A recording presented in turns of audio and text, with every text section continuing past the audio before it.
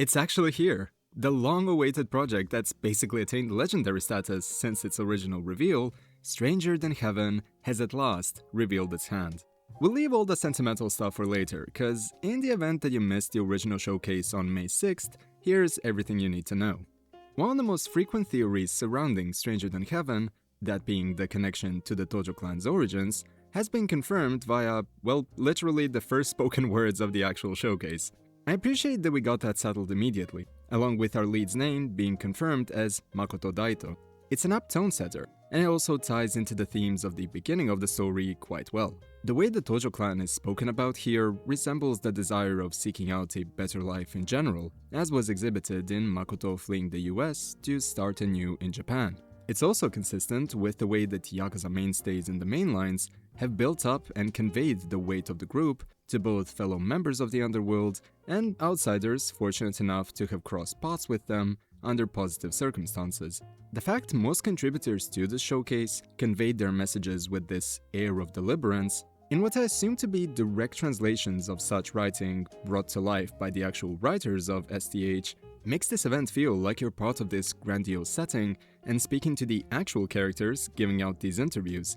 And fittingly enough, this sentiment brings us to the topic of the cast. This was a somewhat brief section of the event, for obvious reasons, but we learned of 3 new important figures. First off, Orpheus, played by Snoop Dogg, is someone that becomes Makoto's in to his mother's homeland and shows him the ropes, considering his various connections to the underworld's dealings. The choice of name here is very on the nose, and I very much like it, given the evident Greek influence, a mythological figure with a musical background and a chronicled descent into the underworld of Greek mythos. As for Makoto's bro-turned-rival-turned-business partner, Yu Shinjo, I really like their dynamic so far.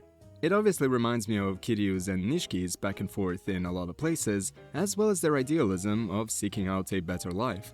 But the particular juxtaposition of Yu traversing the quote-unquote higher paths of society, while Makoto claws his way up from the bottom, is what's sure to make for a compelling showcase on the importance of trust and the nature of vulnerability amidst tumultuous times.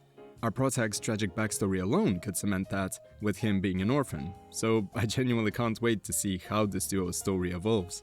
The last new character that was presented, that being Takashi, appears to be one carrying the Kyodai/Aniki repetition mantle, which, considering past examples of such roles, like Rikiya and Nagumo, could make him another future fan favorite. He may also wind up being the Takashi that we met as the acting Tojo chairman in Yakuza 0, but that's a story for another day. I personally love how he is another individual with extraordinary musical talent, shown in his piano skills, as his involvement appears to be the connective tissue, easing us into the transition from Yashima Entertainment to the Tojo clan, as was covered in the livestream. Not sure if the switch in namesake from the signature mantle of the Yashima Trading Company from the very first teaser to them now being referred to as Yashima Entertainment is a case of referring to the exact same entity in both cases, or if we're seeing the rise of another multifaceted group like Osaka Enterprises was in Yakuza 5, but color me intrigued nonetheless. Circling back to the star of the show for a second, I have to applaud the excellent casting for the man behind Makoto Daito. I find that while exceptional acting ability by itself usually tends to set the basis for a performance that resonates with many, there are times where a less easily identifiable cog makes the difference between a great character and a timeless one. I think back to how Kiryu's voice actor Kuroda Takaya emulated his personal experiences with illness to bring this added dimension to Kiryu's battle with cancer in Infinite Wealth. The reason I bring this up here is because the actor behind Makoto, that being Yu Shirota, has a comparably intriguing background as the man he's portraying. He too had one Japanese parent and one from an exemplary country in the West, and given how select parts of STH are shown to be cultural melting pots, particularly the 50s portion of the game, this added dimension has me really excited for Shirota-san's delivery in the more emotional parts of the story, as his performances in the trailer already intrigued me for the end product. We also saw glimpses into other actors and artists that will contribute to the project, with the 2 standouts to me being Akio Otsuka, i.e. Adachi from the Ichiban saga, and Ado. You definitely know Ado, and you probably love her, as we all do. Speaking of, how about the musical emphasis of both the showcase and select gameplay segments? On the gameplay side, being a fellow musician, I really love the idea how Makoto's ear can suss out music in everyday life, whether it relates to the sweeping of a mop or a crushing blow of a weapon. Coming up with ideas for songs really does turn out that way at times, and establishing the lead as gifted in the field also lends credence to his eventual undertaking of a showman/producer role. If you go down such a route, you ought to understand the creative process on a multitude of levels, if the intent truly is to make a proper connection between your talent and audience. And this should ring just as true for a performer as it would for a behind-the-scenes guy. In a sense, the goals that I alluded to are reminiscent to how Majima handled a lot of stuff in the background to make sure an average working day at Sunshine went off without a hitch. It's just that now, there's also this more personal connection present due to Makoto's inherent interests being exemplified through gameplay outside of a designated side story mode. As for the point regarding the showcase side of the musical experience, the whole livestream felt like you yourself stepped into that Osaka live music spot. Presentation is everything in reveals like this, so between the setting of the event, that short concert that they held a while back, and the sheer quality of the actual music present, based off everything that we've heard so far, it's clear that RGG pulled out all the stops, and I thank them dearly for that. Now, moving on to the stages upon which our performances will take place, the cities of the 5 eras have finally been unveiled, and they happen to be a really nice blend of familiar and new territory.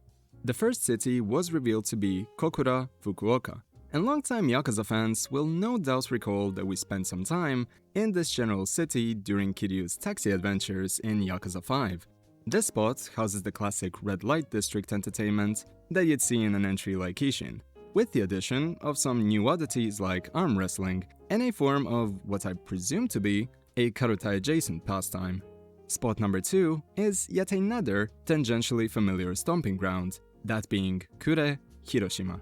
I adored the time that we spent in Hiroshima in Yakuza 6, so the fact we get to clash with another Yakuza entity here makes me wonder if we'll see glimpses into what would later crystallize into the modern iteration of the Yomei Alliance. Spot number 3, Minami, Osaka. You know it, you love it. It looks like Sotenbori also has a hefty history to it, most likely ties to the conflict between the Yakuza and the Italian Mafia, which, by the way, is bloody awesome. We actually get to fight another brand new crime syndicate for the series.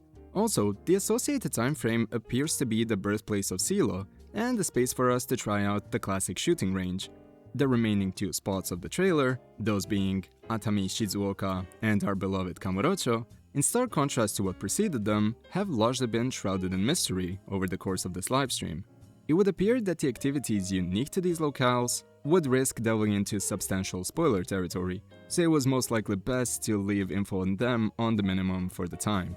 Plus, this is hardly the last time that we'll hear about STH before its launch, based off the way Yokoyama-san and the team spoke on the project, and the fact that it appears to be, wait for this, launching this winter. So take that however you desire.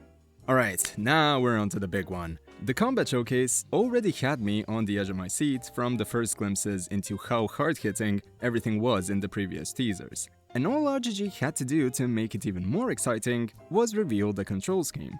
The L buttons control your left arm and leg, while the R buttons do so for the right. So we dedicate one button per limb like in Tekken, but we add a cool twist to it? Sign me up. There were confirmed to be tap-based inputs and held inputs, with adequate timing and cancelling being crucial in keeping the intended momentum going. Enemy windups were proven to be cancelable, which I hope fixes some of the infamous hyper armor omnipresence that plagued select modern titles. You also naturally have a block, some insta-kill attacks, and can execute tackles via L2 plus R2, but this only concerns standard hand-to-hand encounters. We also saw glimpses of combat sections taking place on moving vehicles, which took me back to a particular section from Kurohyo 2, but also all of the Jingwon stuff on the highway in Yakuza 2. There's also stealth sections, though they appear to be a seldom occurrence. Look, they're bound to take cues from Kaito files here and not mainline LJ, right? I'm sure it's going to be more seamless than ever, or at least I sincerely hope so. Lastly, we have seen a myriad of weapons at our disposal, including, but not limited to, knives, mallets, hammers, and bladed weapons in general, which is solid. Given what we've seen, weapon crafting most likely exists. So all I can say in response to this is, please be more merciful than either Ishin or Ishin Kiwami with the resource drop rates, I implore you. Also, can I just point out how bloody clean the UI is? Minimalism has become somewhat of a sticking point for some lately, but here it's genuinely immaculate and lets you focus even more on the lively environments. Now all that remains is to see how RGG will follow all of this up in the coming months. Oh right, and oh my god, how could I forget? The Yume is back! If the presence of that particular word and the thematic value hasn't communicated to you that Yokoyama was very much involved with the creative process of this project, frankly, I don't know what will. Having said all of that, here's what's probably the most astonishing thing tied to this whole project. The fact that RGG kept all of this under wraps for this long.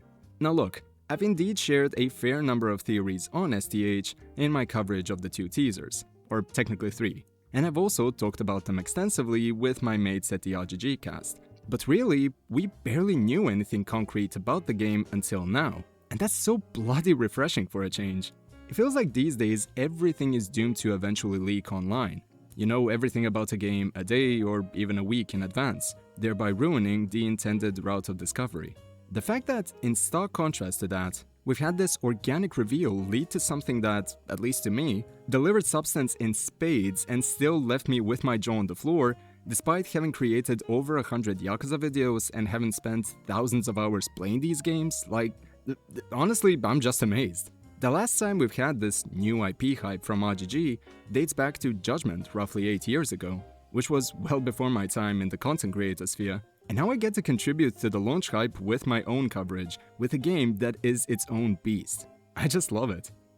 Whew, okay, now I'm currently anticipating that this video will have come out at an incredibly inopportune time, at least compared to my usual event roundups, and the reasons for this are as follows. Number 1, working a morning shift while being ill, meaning I couldn't record or publish anything for quite a while, despite the actual livestream having been on rotation in the background for the brunt of my shift.